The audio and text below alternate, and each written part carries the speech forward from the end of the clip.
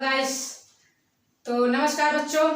आज जो मैं आप लोगों को पढ़ाने वाली हूँ, मैं बता दूं कि आज मैं आप लोगों को एनसीईआरटी मैथ चैप्टर नंबर 4 की एक्सरसाइज 4.4 को यहाँ पे सॉल्व कराने वाली हूँ, जिसमें मात्र आपके 2 ही क्वेश्चन दिए हैं। बहुत ही जल्दी से यह प्रश्नावली भी हमारी समाप्त हो जाएगी। बस आप वीडियो को निरंतर और रेगुलर वॉच कर लीजिए। चलिए फिर आपको इस प्रश्नावली शुरू करने से पहले कुछ चीजें हैं जो बताना बहुत ही ज्यादा जरूरी है। इस प्रश्नावली में आपको पता चलेगा त्रिभुज के बारे में। किसके बारे में? त्रिभुज। इसके नाम से ही लग रहा है ट्रायंगल यानी त्रिभुज। 3 एंगल, ट्रायंगल, देखिए त्रि में से होता है 3, भुज में से होती हैं भुजाएं या फिर बीमाएं। तो 3 भुजाओं से घिरी आकृति को हम त्रिभुज कहते हैं। देखिए 1 भुजा, 2 भुजा, 3 भुजा। 3 भुजाओं से घिरी आकृति को हम क्या कहते हैं? त्रिभुज कहते हैं। 3 भुजाओं से घिरी आकृति को हम त्रिभुज कहते हैं। अगर मान लीजिए ये जो त्रिभुज मैंने यहाँ पे ड्रा किया है, इसके इस एरिया में कोई बिंदु वगैरह हो, इसको अभ्यांतर, इसके इस एरिया को अभ्यांतर कहते हैं। क्या कहते हैं? इस एरिया को इसके अभ्यांतर। ये बात मैंने पहले भी बताई, आप पर भी बता रही हूँ, क्योंकि ये बहुत ही ज्यादा जरूरी है आप लोग के लिए। तो इसके इस एरिया के हम लोग क्या बोलते हैं? अभ्यांतर बोलते हैं। और इसके इस जो वक्र है या फिर जो ये बाउंड्री है, जो इसको 3 रेखाओं है, इसको मिला को हम लोग परिसीमा या फिर बाउंड्री बोलते हैं। और इसके बाहर का जो एरिया बच जाता है उसको हम लोग बहिर्भाग बोलते हैं। उसको क्या बोलते हैं? बहिर्भाग बोलते हैं। तो वो मैंने आप लोग को ये चीजें पहले ही बता दी थी। फिर से समझ लीजिए, ये कोई अगर वृत्त है, क्या है? ये कोई वृत्त है। इसके अंदर का एरिया क्या कहलाता है? इसके अंदर का एरिया अभ्यांतर कहलाता है। क्या कहलाता है? अभ्यांतर कहलाता है। और जो ये बाउंड्री आपको जो ये दिख रहा है, जो मैंने गोला खींचा है ना, ये हमारी परिसीमा कहलाती है। क्या कहलाती है? परिसीमा कहलाती है। और इसके बाहर का बचा भाग हमारा बहिर्भाग कहलाता है। क्या कहलाता है? बहिर्भाग कहलाता है। चलिए फिर आइए, 2 प्रश्न है, 2 ही प्रश्न है केवल। इन दोनों प्रश्नों को हम लोग हल कर लेंगे बहुत ही आसानी से। जो चीजें बताने लायक थी बता दी। पहला कि 3 भुजाओं से घिरी हुई आकृति को हम त्रिभुज कहते हैं। नामकरण आप कर दीजिए। नामकरण इधर से कहीं से भी देना स्टार्ट करिए, ABC। और आपको पता है कि हर कोने पे एक कोण का निर्माण होगा। तो मैंने इसे पहले वाले वीडियो में आप लोगों को भली भांति समझा दिया। चलिए देखते हैं पहला प्रश्न। पहला प्रश्न में कहता है कि ABC एक त्रिभुज है। पहले प्रश्न में हमसे कह रहा है कि ABC एक त्रिभुज है, मतलब कि ABC नाम का एक चित्र त्रिभुज खींचिए। तो चलिए मैंने एक त्रिभुज 3 भुजाओं से घिरी हुई आकृति त्रिभुज कहलाती खींच दिया। ABC दे दिया इसका नाम। फिर कह रहा है कि त्रिभुज ABC का एक रफ चित्र खींचिए। इस त्रिभुज के अभ्यांतर में, अभ्यांतर पता है ना, इस अंदर वाले एरिया में बिंदु P रखिए।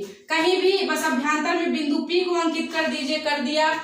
उसके बाद कह रहा उसके बहिर्भाग में यानी उसके बाहर वाले भाग में बिंदु Q को कहीं भी कर दीजिए। सब बाहर का ही भाग है, तो कहीं भी आप बिंदु Q को अंकित कर सकते थे। फिर कह रहा है कि बिंदु A इसके अभ्यांतर में है या बहिर्भाग में। ये जो बिंदु A है या इसके अभ्यांतर में पड़ेगा या बहिर्भाग में पड़ेगा, तो देख के पता चल ही रहा होगा बच्चों, ना तो यह अभ्यांतर है ना ही ये बहिर्भाग है। यह त्रिभुज ABC का ऊपर का शीर्ष है। ऊपर का क्या है? शीर्ष है। बिंदु जो A है वो त्रिभुज ABC का ऊपर वाला शीर्ष है। ना तो वह बहिर्भाग में है ना तो वह अभ्यांतर में। हम ये कह सकते हैं हाँ, इसकी परिसीमा पे है। इस ट्रायंगल के परिसीमा पे स्थित बिंदु कौन है? बिंदु A है। ये बात आपकी करेक्ट हो सकती है। ठीक है, पहला प्रश्न आपका हल हो गया। सेकंड नंबर क्वेश्चन में कहता है एक साथ संलग्न मतलब साथ वाली आकृति। संलग्न मतलब आकृति मतलब संलग्न मतलब साथ लगी हुई आकृति। कहता है संलग्न आकृति में से 3 त्रिभुज निकालिए। मैं यहाँ पे आकृति बना रही हूँ।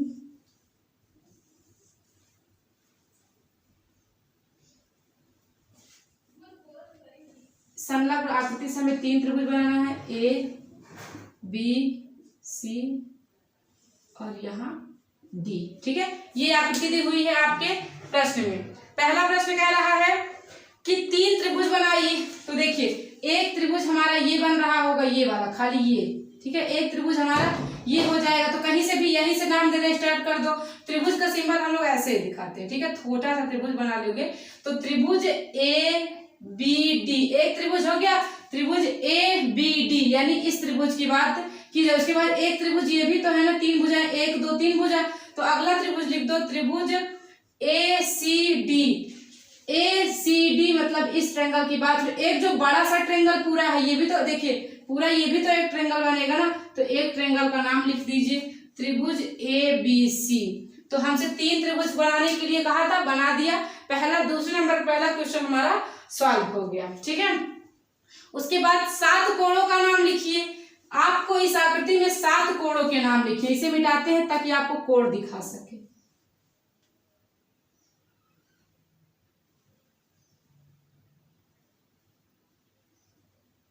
देखिए जहां जहां कोना वहां वहां कोण बनेगा। एक बनेगा कोण B, दूसरा बनेगा कोण A, फिर इधर बनेगा कोण D, फिर इधर भी तो एक कोण D बनेगा। तो इसीलिए ऐसे नहीं लिखा जाता, ऐसे लिखोगे तो गलत हो जाएगा। ऐसे लिखना स्टार्ट करो। देखिए 1 कोण, 2 कोण, 3 कोण, 4 कोण, 5 कोण, 6 कोण, 6 कोण हो गया। कितने कोण बनाने थे कुल मिला के? 7 कोणों के नाम लिखने थे बस। तो 1 कोण, 2 कोण, 3 कोण, 4 5 6, एक आप इसे पूरा ले लीजिए, हो जाएगा 7। तो ऐसे लिखा जाता है। देखिए ये कोण का सिंबल है, किसका सिंबल है? कोण का। जो कोण होगा उसको आप बीच में लिखिएगा और अगल बगल वाली को लिख लीजिए। जैसे देखिए ABD, बीच में कोण किस पे बन रहा था? B को, इसीलिए B पे क्या कर दिया, कोण जहां बनेगा उसको बीच में रखिएगा। तो कोण किस पे बन रहा था? B पे बन रहा था, इसीलिए मैंने ऐसे इधर से नहीं स्टार्ट करेंगे। अगर आप ADB लिख दोगे, क्या लिख दोगे? ADB लिख दोगे, इसके मतलब कोण कहाँ बन रहा है? D पे बन रहा है। कोण कहाँ बन जा रहा है? D पे बन जा रहा है। और अगर आप कैसे लिखेंगे, तो इधर आओ, इधर आओ। अगर आप लिख देते हैं कोण BAD, क्या लिख देते हैं? कोण BAD, इसका मतलब कोण A पे बन रहा है। 3 कोण तो हमने लिख लिए, चौथा कोण हम लिख देते हैं DAC। क्या लिख देते हैं? कोण DAC, ये हमारा चौथा कोण हो गया। 5वां कोण लिख देते हैं ACD, 5वां कोण ACD हो गया। छठा कोण हमारा CDA हो जाएगा, CDA हो जाएगा। और 7वां कोण हमारा ABC, मतलब BAC हो जाएगा, A जो कि ये पूरा हो जाएगा। ठीक है, तो 7 कोणों के नाम लिखते थे, हमने लिख दिए। अगला क्वेश्चन कह रहा है कि 6 रेखाखंड की पहचान कीजिए। लाइन सेगमेंट क्या होता है पता है? लाइन सेगमेंट की अपनी निश्चित माप होती है, इसकी एक निश्चित लंबाई होती है। अगर हमें लाइन सेगमेंट दिखाना रहता है तो हम ऐसे दिखाते हैं। अगर किसी भी मतलब मान लीजिए जैसे AB लिखा, उसके ऊपर ऐसे खींचो, इसका मतलब लाइन सेगमेंट की बात कर रहा है। ये क्या है? Line segment. तो देखिए एक लाइन सेगमेंट ये है, तो 6 का नाम लिखना। तो एक हो गया BD, दूसरा हो जाएगी हमारी BA, तीसरी हमारी AD हो जाएगी, चौथी हमारी ये क्या हो जाएगी? DC हो जाएगी। क्या हो जाएगी? DC। उसके बाद हमारी क्या हो जाएगी? CA हो जाएगी। कितनी हुई? 2 2 4, एक हम ले लेते हैं BC, मतलब यहां से यहां तक पूरा BC। तो 6 रेखाखंड हो गए, 6 लाइन सेगमेंट हो गए ना, हो गए भाई। इसकी अपनी निश्चित माप होगी, इसकी अपनी निश्चित माप होगी, इसकी अपनी निश्चित माप होगी, इसकी अपनी निश्चित माप होगी और इसकी अपनी निश्चित माप होगी। 6 रेखाखंड दिखाना था, हमने दिखा दिया। इसका आखिरी क्वेश्चन कह रहा है कि उस 2 त्रिभुज का नाम बताइए। उस 2 त्रिभुज का नाम बताइए जिसमें कोण B उभयनिष्ठ हो जाता। बताइए कि हम कौन सा 2 त्रिभुज ले जिसमें कोण B जरूर है। एक तो मैं ये वाला त्रिभुज ले लू ना, ये वाला, ये यानी एक मैं ले लू त्रिभुज ABD, नहीं हाँ सही है, डी है ना, ABD। एक त्रिभुज अगर मैं ABD ले लूं तो उसमें एक कोण हमारा B बन जाएगा। दूसरा त्रिभुज मैं ले लेती हूँ कोण ABC, आई मीन त्रिभुज ABC, तो इसमें भी कोण B आएगा, इसमें भी कोण B आएगा। तो इन दोनों त्रिभुजों में हमारा कोण B क्या हो जाएगा?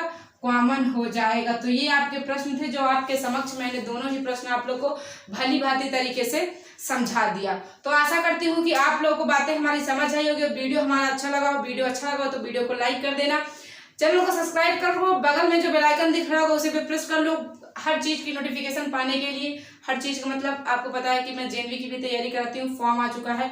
जिन भी बच्चों को क्लास 6 का फॉर्म अप्लाई करना है वो कर सकते हैं सन 2022 के लिए। रिजल्ट जैसे ही आएगा आप तक जरूर इन्फॉर्मेशन नोटिफिकेशन पहुंच जाएगी।